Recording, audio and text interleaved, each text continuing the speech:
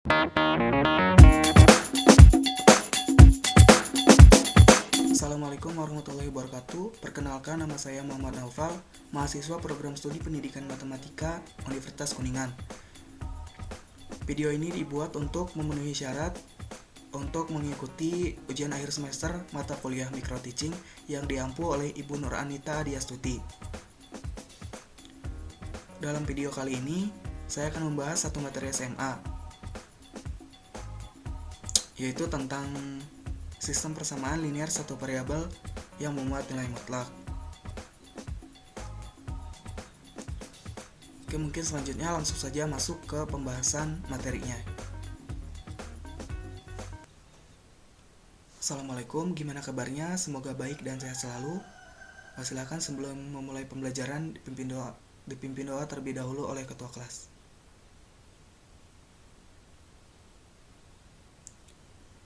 Oke, baik. Apakah hari ini hadir semua? Alhamdulillah kalau hadir semua. Silahkan bereskan meja. Saya ingin hanya ada buku dan alat tulis saja yang ada di meja.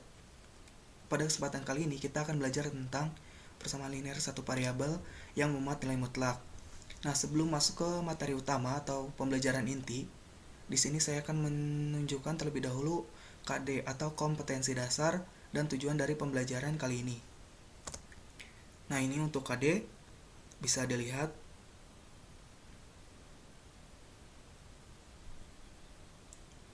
Dan di sini ada untuk tujuan pembelajarannya. Jadi, saya harap setelah pembelajaran ini selesai, kalian mampu mencapai ketiga tujuan yang saya buat ini.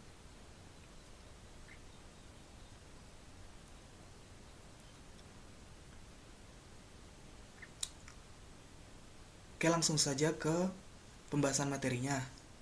Nah, karena di sini kita akan membahas persamaan linear satu variabel yang memuat nilai mutlak.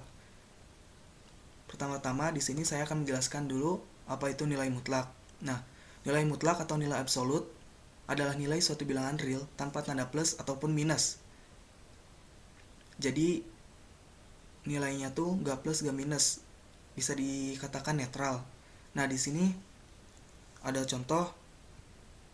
Misalnya nilai mutlak dari 3 adalah 3 dan nilai mutlak dari min 3 juga 3. Jadi tanda plus dan minus jika sudah masuk ke mutlak, dia itu tidak berlaku lagi.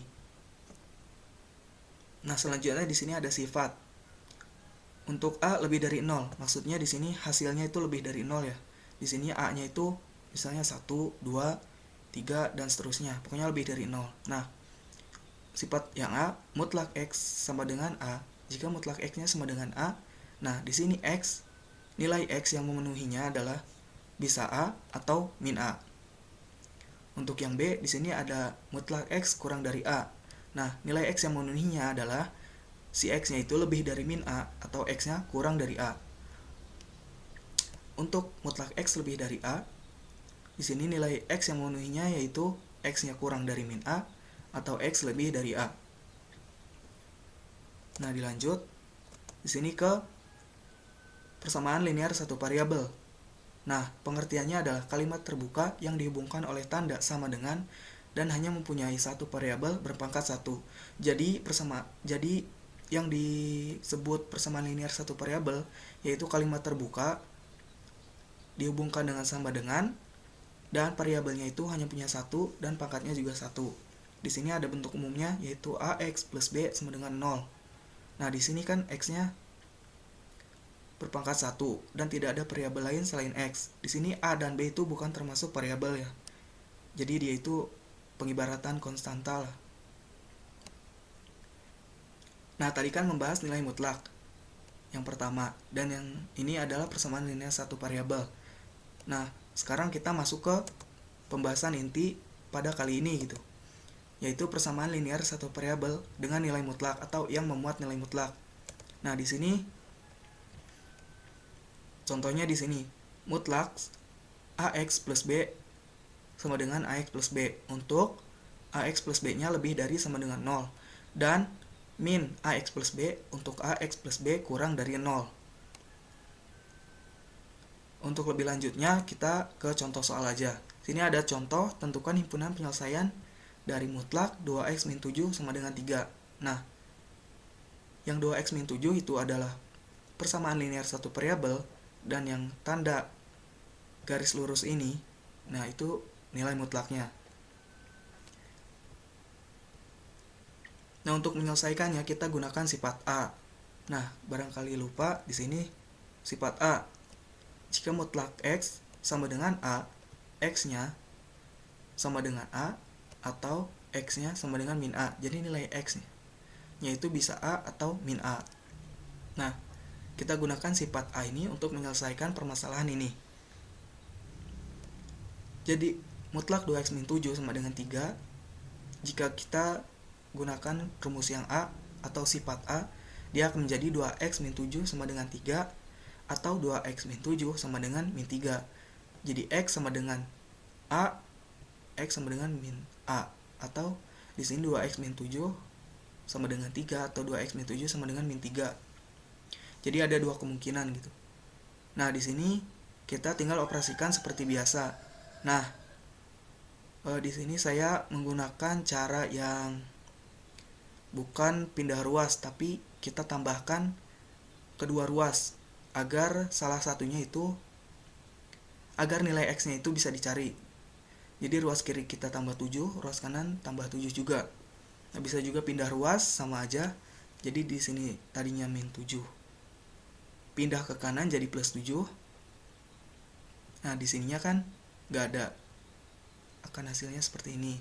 7 tambah 3, 10. Nah, di sini yang kemungkinan kedua, di sini ada 2x min 7 sama dengan min 3. Kita bisa pindah ruaskan lebih gampangnya. Jadi min 7 pindah ke kanan jadi plus 7. Jadi nanti hasilnya itu 2x sama dengan 4.